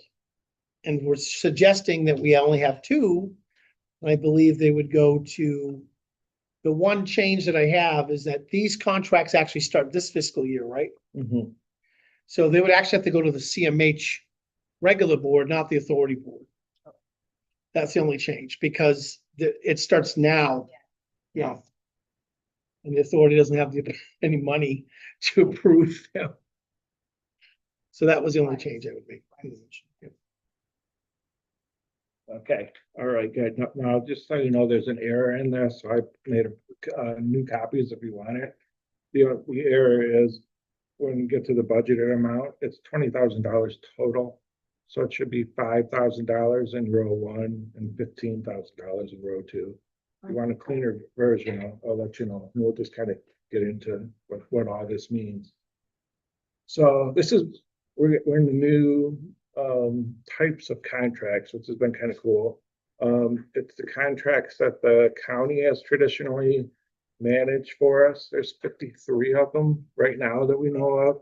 It's the, the fax machine, it's the shredder, so, all this kind of stuff. And this is the first one is with Huntington Bank, because we need to get banking, set up so we can cut checks. And that's why this one's kind of urgent. So there's two of them, and the first one is just the regular banking stuff that we do, and I think with myself, I would do my banking, that would be the cash manager, general accounting services and stuff like that. This actual budgeted amount is a little bit of a moving target because we do get rebates based on how many checks that we write and stuff like that. And so, it's gonna be, it's a little rough on how much we're gonna spend, but we know it's not gonna be more than $20,000 total between the two, just so you guys know. The second one is really interesting. I had a hard time wrapping my head around this. So the second one is, let's say someone is calling in to make a payment, they're on a spend down and they have $200 that they owe us. This is to do the credit card process. Like when you go, I don't know, you go out to eat, there's a 3% credit card processing charge. That's what this is. And that should be depending on, the weird thing is depending on what the person's Medicaid status is at the time when they're applying, it may be charged to Medicaid or may be charged to millage. So that was, hopefully I explained that okay, because I wasn't grasping it very good until today. Yeah, so those are the two. Thank you. Okay, is there a motion? So moved. Okay, as stated, moved and supported. Any further discussion? All in favor, please say aye. Aye. And opposed, same sign. That motion carries. Thank you. And we move on to the July financial statements. Here's. Oh, All that was explained, and here's why. We have a moment. All right, let's do this. 222 revenues, starting from top, all revenues have been received through July 31 from Medicaid, HMP, and autism. We did receive our cost settlement for fiscal year 2025 from the LRE, so $4.9 million. Yay. FEB August. grants, we've only been paid from the LRE through May, so that's a little bit behind. Something new I've added to this, it shows the actual outstanding. So these are grants that we have submitted that we have not been paid for. So when you look at the annual budget, that's the annual budget for the grant, but we're only submitting for reimbursement of actual expenses. So that one's a little bit skewed, but realistically, they only owe us $14,000 for grants that we've submitted. It's higher now because we've submitted July's, but as of the date of this report, they only owed us $14,000. Yep. So hopefully that's a little more. So it shows 529,000. That's based on the budget of if we spend every single dollar of the grant for the year. So I wanted to point that out because I didn't want to make you think that the LRE owed us $500,000 because we haven't spent that. Jumping down. Other revenue, once again, this is third-party billing, so insurance and Medicare. In most cases, we do not get paid until 90 days after submitting. So that's always a little bit further behind. And our CCVHC, Medicaid, HMP, we're only paid through May 31st. So once again, a couple months behind. That's why there's such a large deficit there. 222 expenses, payroll underspent, like Michael stated earlier, $1.8 million. This is attributed to vacancy savings. Client care is currently $6 million over our 73% budget. So that is not based on the 10 months. It's based on the weighted average of 73%. At this point, we're $6 million over the 73% budget. And those are those 4 areas I was talking about. Yeah. Right. Correct. Current budget overspend for all of Fund 222 is 4.6 million over the 73% weighted average. Jumping down to millage, October through June has been received from MDHHS and other sources. And then just a reminder, other revenue is just interest, which is entered quarterly. For millage, our current underspend is 686,000 as of.